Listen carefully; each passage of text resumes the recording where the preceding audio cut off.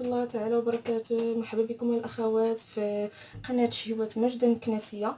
اليوم بغيت نشارك معكم الرغيفه اللي سبق لي حطيتها في الفيسبوك والبنات عجباتهم بزاف، لقات طلب كبير وكانوا تيدخلوا عندي الخاص باش يعرفوا الطريقه، وقلت لهم انا غادي نصاوب لكم ان شاء الله الطريقه ديالها على اليوتيوب. الوغ بالنسبه للمقادير كنحتاجوا فيها واحد نصف لتر د الحليب، كنحتاجوا واحد لتر ديال الزيت ديال القلي ويترو د العسل واحد القبصه الملح، كنحتاجوا نشا للتوريق اولا المايزينا، كنحتاجوا هنايا لوز افيلي للتزيين، كاوكاو مهرمش ومحمر للتزيين حتى هو، كنحتاجوا واحد 2 معالق كبار ديال الخل، كنحتاجوا هنايا واحد الساشي ديال الفاني، اللي بغات تستغني على الفاني بلا ما ديرو سي با غاف، وكنحتاجوا هنايا للدا. هذا هو السر في الحلويات. وبالنسبه سميتو المهم الحلوه كامله كندير انا للدا، كتجي غزاله رائعه.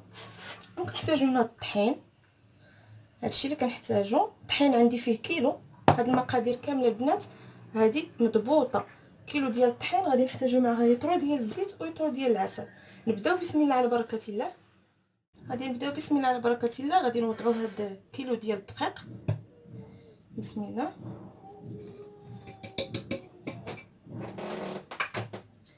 غادي نضيفوا هاد الزبده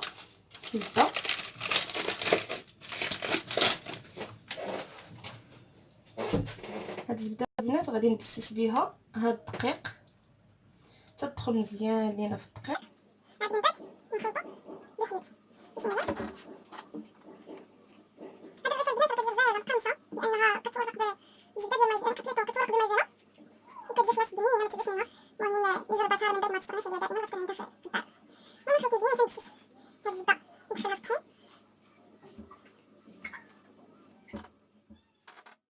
من بعد ما بسسنا الزبده ديالنا في وسط الدقيق، دابا غادي نضيفو الخل 2 معالق كبار، غادي نضيفو واحد الساشي ديال الفاني كما سبق لي وذكرت. اللي ما بغاتش دير هاد الساشي ديال الفاني ماشي مشكل، المهم انا كتعجبني بزاف نكهه الفاني.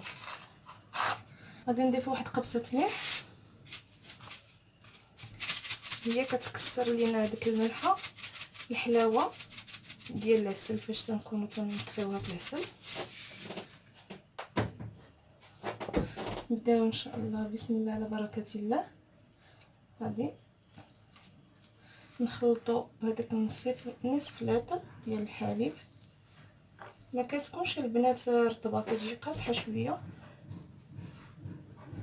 لان الا كانت رطبه غادي تعذبنا في التوراق ديالها، من الاحسن تكون قاصحه.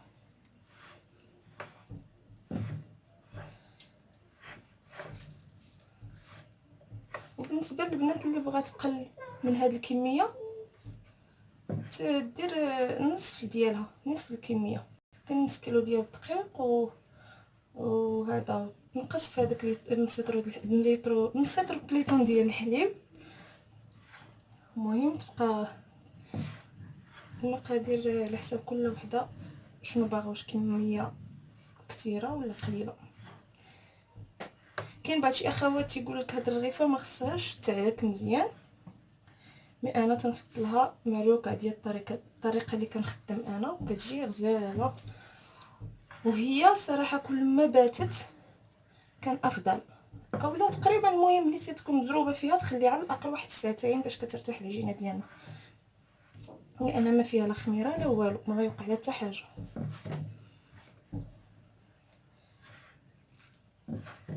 كما تتشوفوا معايا البنات انا غادي نجمعها بهذا النصف لتر ديال الحليب.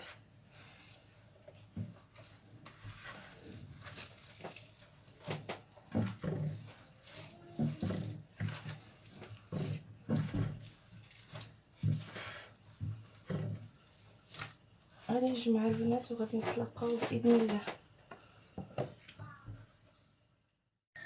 دابا راني بديت الخدمه ديال الرغيفه ديالي، تتجي على هذا الشكل هذا كما كتشوفوا، ودرت شكل اخر. دابا انا غنكمل معكم الطريقه كيفاش خدمتها.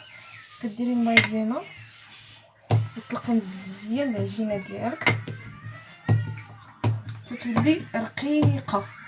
المهم في كل وحده كتطلقي ديري المايزينا وتولي تورقي، ديري المايزينا وتولي تورقي. ضروري خصها بزاف ديال المايزينا باش كتجي مقرمشه وكتجي مورقه. من هادشي اللي عندنا. من بعد غادي نشدو هاد الجوانب هادي ونجمعوها مزيان، بقاو غادي نتروليو فيها على هاد الشكل هكا حتى الاخر ديال العجينه ديالنا على هاد الشكل هذا.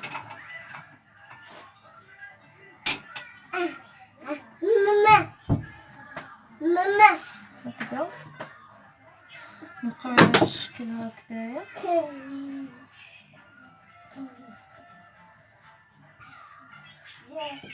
هكا حتى الاخر ديالها غادي نشدو الجناب وغادي نسدوهم بهاد الطحين والماء.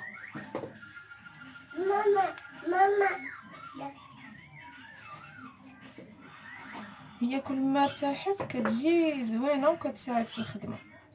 العجينه من الديبار فاش كتبات كتساعد، وفاش كتلقيها هكايا ما تجيش وتشكليها حتى ترخي راسها واحد شي شويه باش كتساعدك في الخدمه.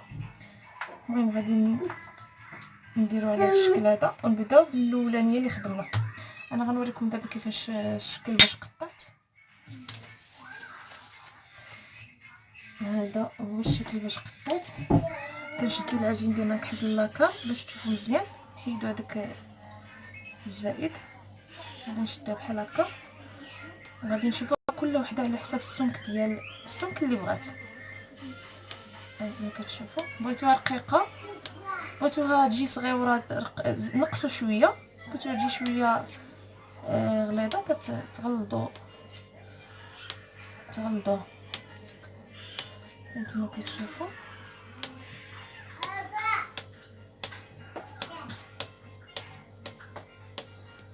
غادي نشدو الشكل الاول. انا غادي نوريكم كيفاش خدمتها.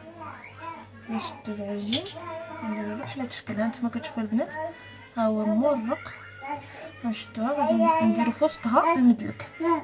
بالنسبه للاخوات اللي بغات الشكل ديالها هانتوما من بعد ملي كتقلى راه كتنفخ، كنضربو المدلك في الوسط. هانتوما هكا نوليو نضربو في الوسط. هانتوما كتجيو الوسط ديال الحلوه ديالنا كنضربوها هكا. وكاين شكل اخر البنات كتشدوها ما كتضربوش في الوسط هنا، ملي كتجيو لهنايا الوجه ديالها كتضربوا بالمدلك بحال هكا. ما كترققوهاش بزاف، واحد شي شويه باش كتشد لا فورم دائري. صافي هادشي اللي فيها. غنستمر على هاد الاشكال هادي، ومن بعد فاش نسالي غادي ان شاء الله غادي نشارك معكم كيفاش قليتها وكيفاش تدرتها في العسل. بنات هذا هو اللون اللي خدات الرغيفه ديالنا، كتاخذ اللون ذهبي. من الاحسن ما تخليوهاش تحمر بزاف تتولي ماغو. هي هاد اللوين بارك عليها راه كافيها.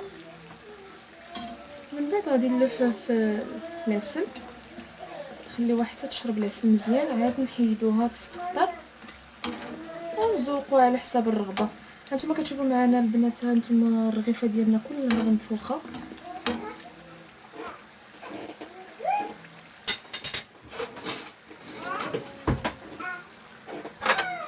دابا غنبدا نحيد فيها شويه وندير له فوق العسل.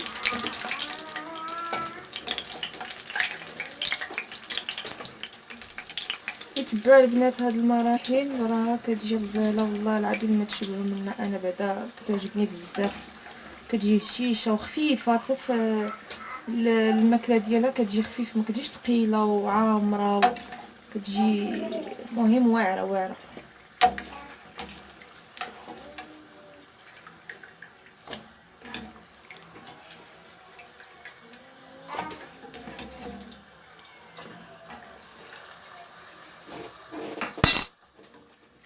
نخليها دابا باش تتبان لكم العسل. هانتوما خليوها تشرب مزيان، ما تحيدوهاش في الزيت، خليوها تشرب العسل مزيان. غنخليها تشرب العسل وغادي نلوح هذيك الرغيفه ديالنا، نلوح الرغيفه ديالنا الثانيه.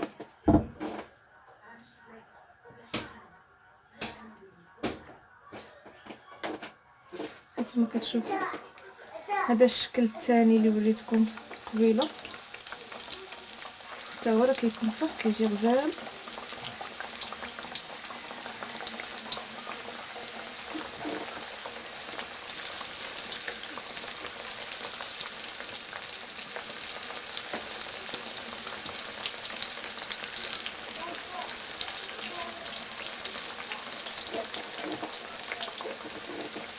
ما تنساوش البنات كما قلت لكم دغيا تلوحوها، بداو تقلبوا فيها باش تبدا تنفخ، ما تاخذش غير وجه واحد من فوق، خاصها تقلب كيسه باش تنفخ كما نديروا الشفنج. نقدر ما تنخوي عليه الزيت وكنقلبوه كيجي كله منفوخ.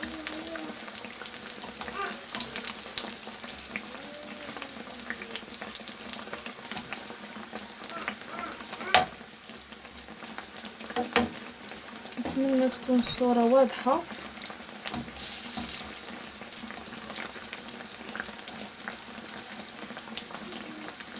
غنخليوها هكايا حتى تبدا تحمر ونلوحوها حتى هي في العسل. وان شاء الله فاش غادي نسالي الشكل ديالي غادي نقدم لكم في طبق التقديم. بنات هذا هو الشكل النهائي ديال الطبق ديال اليوم، رغيفات معسلين ومرقين بالمايزينا كيجيو غزالين. هانتوما كتشوفوا هذا خليته ناتوريل باش تشوفوا كيفاش جات في الشكل ديالها، كتجي غزاله. والاخرى اللي موراها زينتها باللوز فيلي، وهذه درت لها كاوكاو محمر ومقلي. المهم هادشي اللي كاين في الوصفه ديال اليوم. نتمنى ان شاء الله البنات تعجبكم الفكره وتجربوا هاد الرغيفات هادو، راه كيجيو غزالين وهشاش، ما تشبعوش منهم. هانتوما كما تشوفوا في الصوره، هانتوما سمعوا الصوت، لا صوت ولا صوره، غزالين غزالين، غير جربوهم. المهم نتمنى ان شاء الله تشتركوا في القناه ديالي وكليكيو على زر سبسكرايب، من بعد فعلوا الجرس وكليكيو على جيم باش يوصلكم ان شاء الله كل جديد.